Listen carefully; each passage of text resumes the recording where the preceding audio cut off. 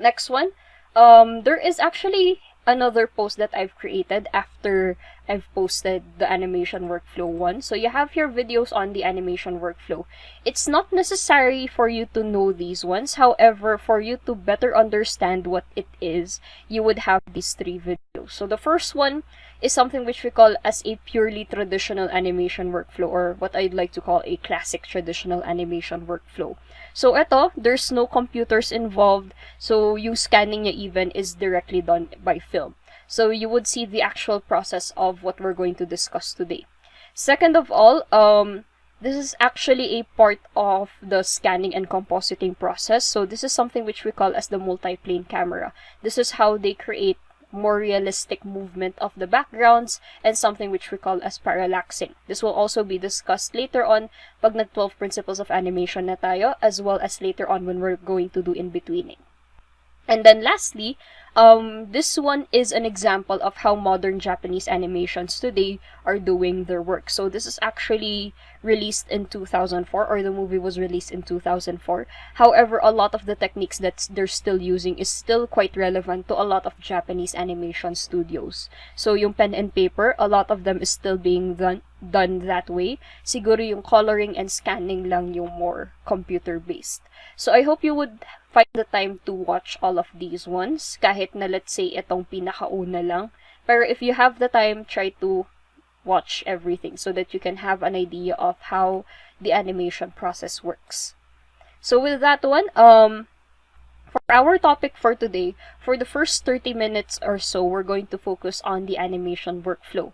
And then probably for the last 15 minutes, you would be able to do the discussion. So with that one, let's start off first with the definition of the animation workflow. Animation workflow can come in different names. You have your production workflow, you have your animation pipeline.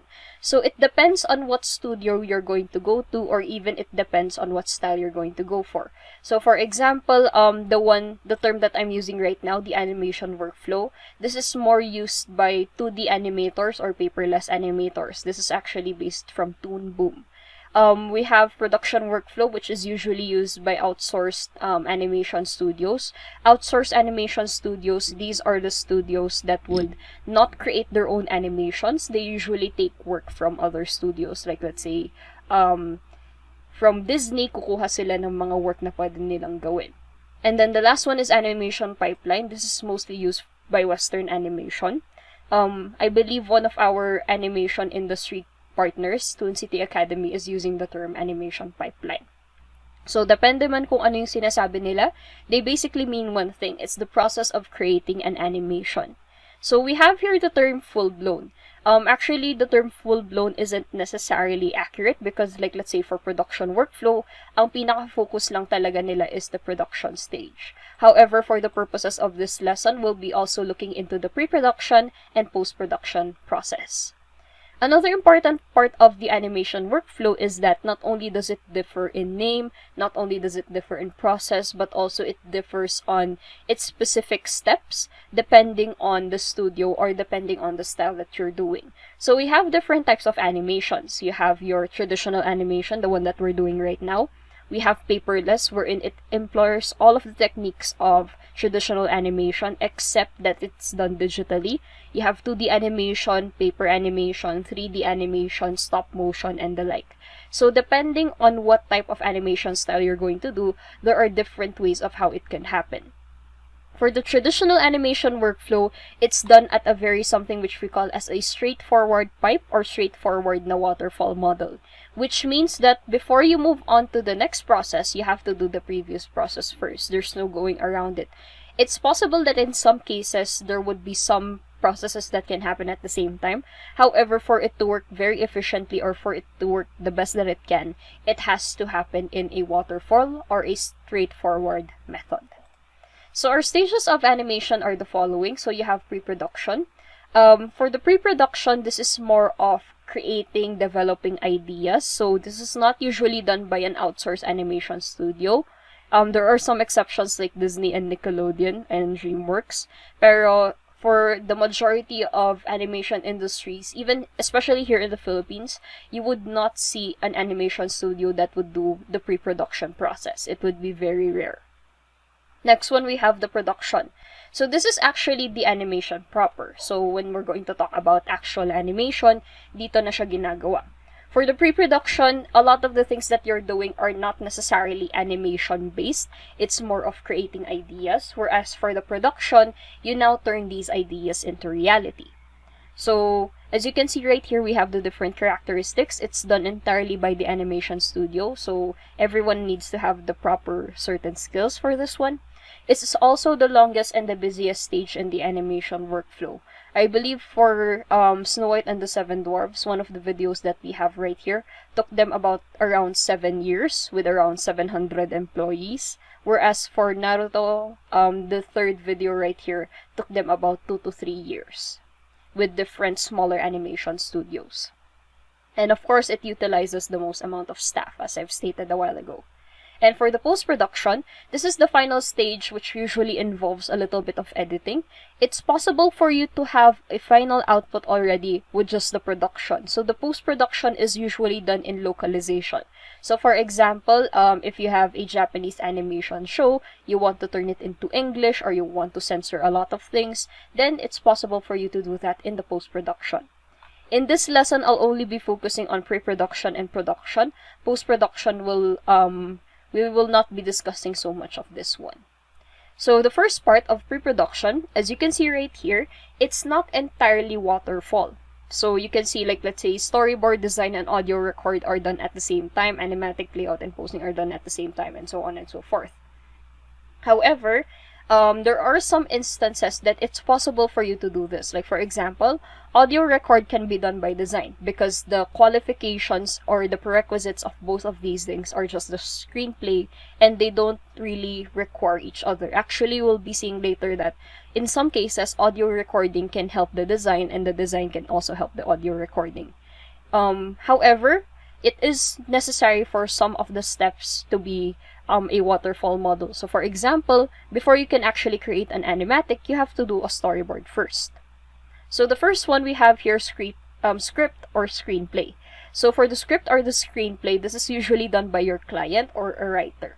So the client would usually, for example, if you're an animation studio and you're not really going to create your own content, probably you're going to create an animation for a commercial, usually the client would give you the script of what's going to happen. So the script kind of looks like this.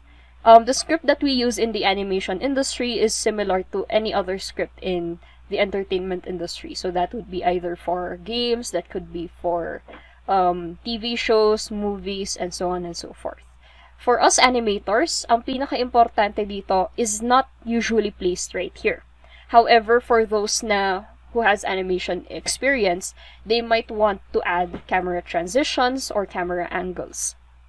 So the camera transitions and camera angles would help you later on in the storyboarding. So camera transitions would give you instructions on how the scene will transition from one another, like let's say cut, dissolve, pan. We also have here camera angles, like let's say close-up shot, medium shot, long shot, POV, establishing shot, and so on and so forth. So the camera angles in particular, we're going to have a little bit of discussion on that one on the 12 principles of animation. So you'll be seeing different types of camera shots and angles that we tend to use for animation. So you can see right here, we have our different parts. So every setting or every scene is usually divided by its setting. You have your actions and then you have your dialogue. So the next one that we're going to move on to is the design. So yung design natin, it's usually done by someone which we call as the concept artist, or even sometimes the background artist.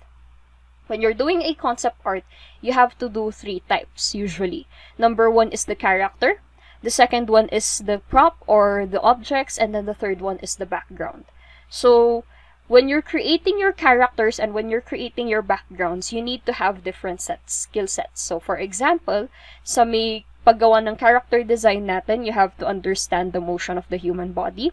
It's also important for you to create a character that's appealing, yet at the same time must be simple enough to draw. So when you have, like, let's say a character that has a lot of embellishments, a lot of armor, it might be a bit difficult for the animators to draw them. If it's not difficult, then it's time consuming and you don't really want that to happen. For background artists, for a lot of them, you need to have an idea for perspective, and at the same time, you need to have an idea. It's possible for you to have much more detailing compared to that of background artists.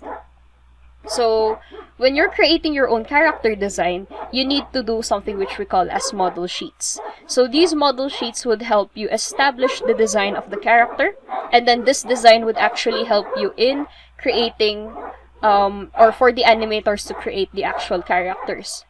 So, when you're creating a model sheet, it's important for you to have the following. First one is rough character concept. So for the rough character concept, you have here just the idea of what the character is. Next one is for the facial expression. So you have here, after you've created your rough character concept, you can create other types of character model sheets like facial expressions, rough construction, turnaround, or final line or cleanup construction. You have here, yung pinaka-final one natin usually that we have is the final line and the cleanup construction. So you have the turnaround, and at the same time, you would see it in its final line. It's also possible for you to have different other types of model sheets. Like let's say you have for the height differences, you also have for the colors, and so on and so forth. For the background design, you have lesser things to do. However, it's a bit more challenging since we're talking about, backgrounds, perspectives for shortening. So for the types of background design, the first thing that you're going to do is the rough concept first. And then after yung rough concept natin, you'll be moving on to the environment concept. So the environment concept would focus more on the movement of the different rooms, different locations into one single map. So you have an example here as the Alchemist Laboratory. So you would see the proper distancing between the different rooms. If this were a map which has a bigger location, so what you would usually do right here is that the characters, you would determine the distance of the different towns so that, like, let's say realistically, you would be able to ascertain yung movement nila and so on and so forth. Next one, you have your background design. So for the background design, this is the last iteration. You're essentially going to create the different backgrounds that you've created here in different perspectives. So the perspectives would be determined according to the camera shots and angles that would be done during your storyboarding or even during the creation of the script. So it would be the same location, however, it's in different perspectives depending on what type of shot is necessary. Next one is for color styling. So for color styling, basically for this one, you're just going to create the design. For the color styling, it's actually a part of it. So when you're a color stylist, you would determine the colors that are used in the animation. So not only the base, highlight, and shading, you would also determine the colors, how the colors would look like in daytime, and how the colors would look like during nighttime. So we have different types of color stylists. So you have the coloring artist for the characters and props, and then you have the background painter. So around this time, like when you're creating the background already and you already have the camera shots and angles that you would use, you would start already with the background design. Next one naman, you have here your audio recording, dialogue, and net pause. So this is where the audio, sound effects, background music are being utilized. For us animators, the one that we have to focus on is something which we call as the nat pause. So the nat pause is a video of the recording to hear of how it was said. So you have an example right here. We have the voice actor for this character in Big Hero 6. So the facial expressions that he's doing is actually the facial expressions that are also used in the film. So how this character reacts to the different things in the voice acting would then be placed towards the character. In some instances, it's possible for the voice actor to actually influence the design of the character. That's why I stated a while ago that the design and the audio recording can be done simultaneously. Because probably the art director or the director would like how the character's face or how the voice actor's facial expressions move to the point that they might want to influence also the character's design with the voice actor. Next one, you have here the storyboard. So for the storyboard, it's usually done by someone which we call as the storyboard artist. So around this area, you would start already the actual animation process. So as a concept artist, as a background painter, you don't necessarily need to have a lot of animation experience. But if you want to be a storyboard artist, you need to have extensive animation experience. The reason being, you're the one who's going to determine what the movements are based from the script. So we have here an example for Princess and the Frog. So as you can see right here, the movements, they're not necessarily entirely, let's say, they're not very, let's say, it's not as smooth or it's not as clear compared to that of an actual animation. However, it gives you a proper idea of how the movement works. Like for example, you have the third frame right here. So itong third frame na to up until the fourth, fifth, and sixth, you would see that it happens all in the same shot. So the shot doesn't change. Like for example, sa may first and second, it comes from a long shot to a close-up shot. Pero ito, you would see that the shot is consistent and you would clearly see what's happening in every action. So you can see that the movements of these characters are quite similar. You would see what the character is doing in every single movement. So it would give you a clear idea of how the animation would work.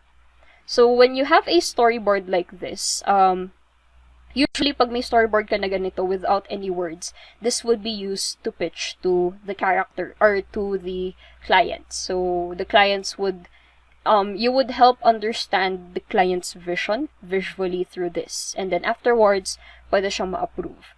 Pero for a proper storyboarding frame, you would have the different parts like this. So you have the scene number. So the scene number could also indicate, like let's say the shot number, it can also indicate the scene number. You also have the frame, which is what happens in the shot. You also have actions and the dialogue. So this is actually a bit incorrect for Western animation. For Western animation, the scene number is placed up here. The actions and the dialogue is placed at the bottom of the frame. This is a bit more for Japanese. So as you can see, the scene number is at the left side, the frame is at the middle, and then the actions and the dialogue are at the right side. Dito naman sa may pinaka-right side, it's possible for you to also see something which we call as exposure time or exposure rate. So exposure time is the amount of time that a frame is exposed, so without any actual movement. The maximum is actually 2 seconds. So like for example right here, sa may yung sa may Princess and the Frog natin, the second shot right here could last for 2 seconds. Pero if it were to last 3 seconds or more than 2 seconds, it would already be too masyadong mataas yung exposure time. So it might seem na the action is not very fluid.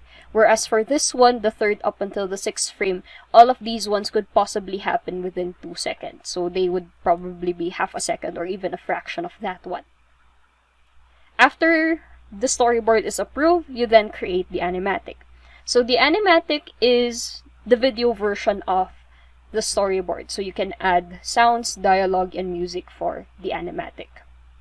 Next one for the layout and posing. So the layout and posing is the last step that you do for the pre-production process.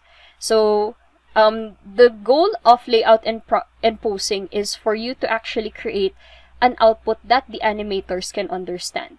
For this one kasi sa may storyboard natin, it's usually more for the client. Yung layout and posing natin is actually more for the animators.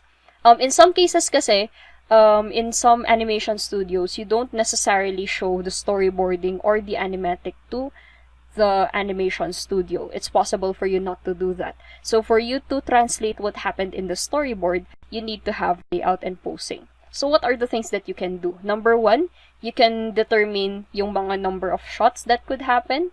You can also determine what are the characters, the modeling. You can also determine what is happening in that shot, as well as its different intricacies. Like you have here, as stated, a field guide which would determine the accuracy of the shot. So you have this shot right here, which is a long shot. It showcases everything in the room. Pero you can see here 2 smaller rectangles. So the red rectangle and the black rectangle would determine the different shots that could be used in the animation. So after nyo magawa yung layout and posing, you would create something which we call as an animation folder. And then that animation folder would then be given to the other animators. So that ends yung sa may pre-production natin. For the production stage, you would see here, it's a very straightforward, it's a very pipeline type of style. So before you actually move on to the keyframe animation, you have to do the exposure sheet first. The only exception, however, is something which we call as line testing. So line testing can be done as a quality control. So as a quality control test, it can be done in different stages. So for example, it can be done only once, it can be done 4 times. So it can be done while you're doing keyframe animation, while you're doing cleanup for keyframes, while you're doing in-betweening and cleanup for in-betweens. It's not really necessary for you to do it during coloring kasi this line testing is a quality control for the actual motion which is done in keyframe up until cleanup for in-betweens. So let's look at the different steps. So the first one is exposure sheet. So the exposure sheet, as you can see right here, it's a table which would determine the actions and the movements of every single thing that's happening. So you can see that there's a lot of detailing that has to be done. It's a bit more complicated, pero when you're actually going to see this, it's usually done in mouth codes or something which we call as lip sync. So as you can see right here, the track would show the vowels or the consonants or what is happening in terms of the dialogue. However, like let's say when you're doing walking or any other action, you would just use something which we call as a timing chart or a time chart. So, eto, matututunan nyo siya, pero it would just be a bit later on during your mouth codes and your lip syncs. So it has its different parts which are labeled right here. Next one is for keyframe animation. So when keyframe animation is usually done by the keyframe animator or someone which we call as the senior animator. So the main purpose that they're doing is that they're creating something which we call as keyframe, also known as keys, sometimes it's called as extremes. So these are the main actions that are happening in the animation. So ang keyframe animation natin, it's usually done 1 per character. It's not very common for you to see like one scene or one keyframe animator doing 2 characters at the same time. Usually 1 character siya each, and if there are 2 characters in 1 frame, it would then be joined during compositing. So for the keyframe animation, it's usually done by, as you can see right here, it's more detailed compared to that of a storyboard, yet at the same time, the animation is still choppy. So you can still see the different drawings for you to be able to create this animation. Also, as you would notice that the keyframe animation here is rough. So hindi siya talagang very clean tignan. So for example, you can still see multiple lines around the shoulder area. You can still see the guidelines and the basic shapes that were used.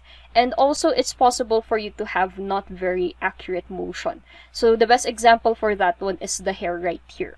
So you would see that the movement of the hair is not very fluid compared to that of the facial expressions. So next one is we have here the line testing. So the line testing can be done while the keyframe animation is going on up until the in-betweens. So the purpose of line testing is really for quality control. You need to make sure that the animation is happening at the right track, and for you to be able to do that, you have to do a little bit of line testing. It's not possible for you to do this when you're already coloring kasi nga it's kind of useless when you already have the final product and then hindi pala siya maganda. So you have to do this as early as possible, as stated, as early as the keyframe animation, to properly see the movement, the mistakes of what's happening in your line testing. You also have to make, it's also possible for you to do this as many times as possible.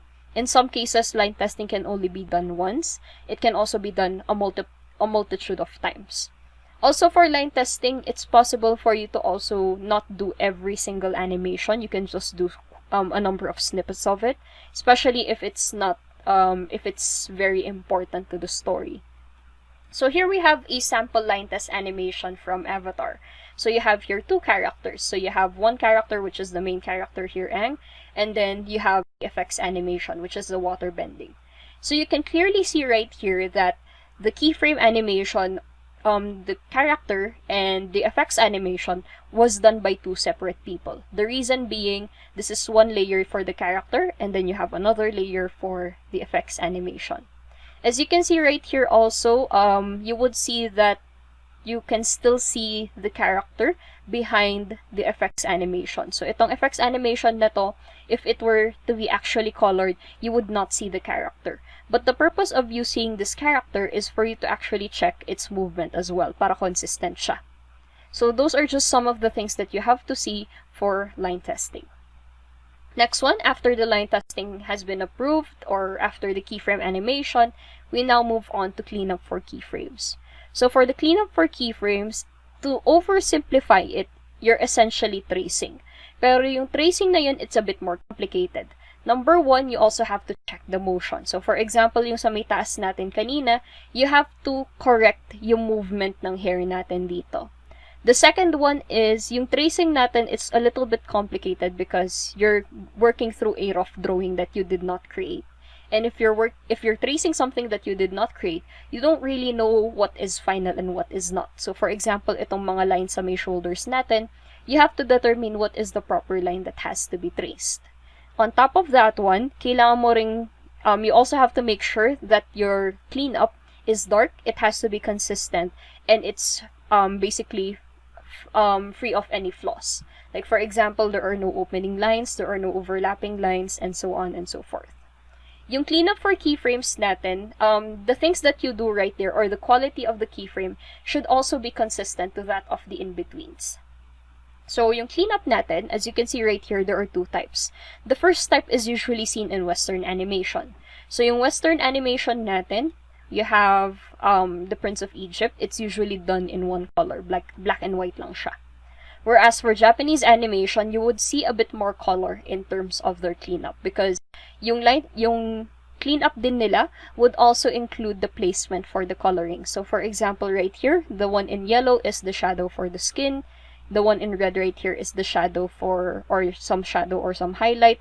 The blue right here is more of a shadowing for the clothing, and so on and so forth.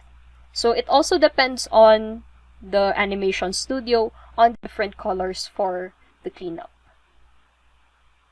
Next one, let's move on to in-betweening. So for in-betweening, this is again one of the more taxing processes together with cleanup. So if you want to be a part of the animation studio, usually you would either be a cleanup artist or an in-betweener. So the purpose of in-betweening is actually creating the action to be more smooth. So for the keyframe animation, you would still kind of see that it's a bit choppy. So the purpose of in-betweening is to create the frames in between those two main actions, or those two keyframes. So for this one, the type of motion that you're doing, it's a bit more minute. It's very subtle, so the movement is not very obvious. So when you're creating in-betweening, it's not necessarily about how good the character looks, but it's more of how good the action looks. So a good example of that one, so if you were to go to your text chat for Ani12a, you've seen probably the ones that I've been posting nung Tuesday. Like you have yung Naruto versus Spain right here. I hope you're aware with that one. One of the more infamous scenes in Naruto Shippuden, which is the Naruto versus Spain. You can kind of see that the design of the character is not properly done. So if you're going to look at the modeling, hindi siya magandang tignan. Pero however, the motion is still there. You also have another example here, which is the one with Naruto and Sasuke.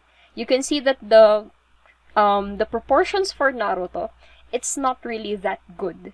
So this is an example of something which we call as animation smears. So for the animation smears, it's basically warping or exaggerating or distorting a character so that you would be able to give much more movement. So when you're going to pause at different animations, I'd probably like you to try that. Pag magpa-pause ka in between different Japanese animations or Western animations, it's almost inevitable that you'll be seeing something weird or it doesn't look proper in terms of modeling. Even though that it's not proper for modeling, it's good for in-betweening. So as an in-betweener, it's not about, your main priority isn't necessarily about the modeling or how good it looks. It's more of conveying the action better. So you have different considerations right here. Like another one that you have to consider is the 12 principles of animation, which will be discussed next week. After nung cleanup for our in-betweens, we now move on, after we move on to the in-betweening, which is the rough drawing of the in-betweens, it then now has to be cleaned up. Similar line quality compared to that of the cleanup for the keyframes.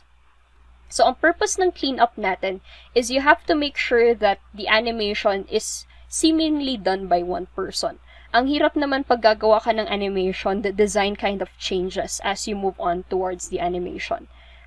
If let's say the change in character design is a bit more gradual, it's fine. Like let's say the character design is different per season, it's okay for you to do that. Pero if the character design changes within the animation or within the episode itself, it doesn't look natural. So, yun yung point natin for the cleanup and the in-betweening. Next one naman, we have here coloring. So, for the very traditional, classic traditional animation, mauuna muna yung coloring before the scanning. But for more modern traditional animation, mauuna muna yung scanning before the coloring. Because usually the coloring is done via computer. Traditionally, what would happen is that they would ink it first. So, the cleanup for in-betweens and the keyframes are done in paper, in pencil. So, ang gagawin nila sa may coloring, they're going to transfer it into something which we call as cells, which is essentially like plastic. And then they're going to add ink onto it. After nilang may ink, they turn it around and then they use acrylic paint to paint the characters. And then after nun, saka siya isa-scan. So, yung scanning natin, for the very traditional animation, it's actually seen right here in the multi-plane camera. So, every single layer has to be taken into consideration. Tapos, isa-scan siya. And then, from scanning, it would immediately move on to film. So, wala nang computer involved dito. Pero for us, since we're going to use computers, we would have an extra step, which is compositing. So, compositing is essentially placing all of the elements into one shot. So, you have here yung background, you have one character, and then you have a prop. If you have two characters, they would be in different layers as well. It's also possible for in one character, you would have also different elements. Like for example, for this troll right here, it's possible that the arms are another layer. It's also possible that this feather thing is another layer. Especially if like, let's say your character has that quirk wherein probably yung hairpiece nila is moving on its own, it's possible for this one to have another layer. So for this one, aside from placing them into one shot, it's also possible for the compositor to add digital effects, like let's say tones, highlights, shadows, and lighting effects. So the best example for this one is the movie Klaus. So I'll just be playing this for a little bit. So what's good about Klaus, or what's revolutionary about Klaus, is that they have the process of 2D animation or paperless animation. So they started off as 2D. So you would see there you have the rough keyframes and in-betweens, and then it moves on to clean up, and then you would see there the ink and paint. So the ink and paint at this point, medyo 2D pa siya tignan. So you just have the base colors, you have some embellishments right here. Pero when it really moves into something 3D is when you add the lighting. So itong lighting na to is what makes it a bit more 3D. So the lighting and their texturing is actually done in the compositing stage, and this lighting and texturing actually makes it 3D. So yun yung parang ginagawa nila for this movie. So it's all in the compositing, the one that actually makes it very special. And then the last part is for export and rendering. So for export and rendering, what you're essentially going to do is i-render mo na siya. For Toy Story, I believe it took them 20,000 to 40,000 hours to render the entire movie. If you're going to see yung third video natin in the Naruto one, you would see that the computers are very extensive. So let me just play a little bit of it. Okay, so this is actually the compositing stage.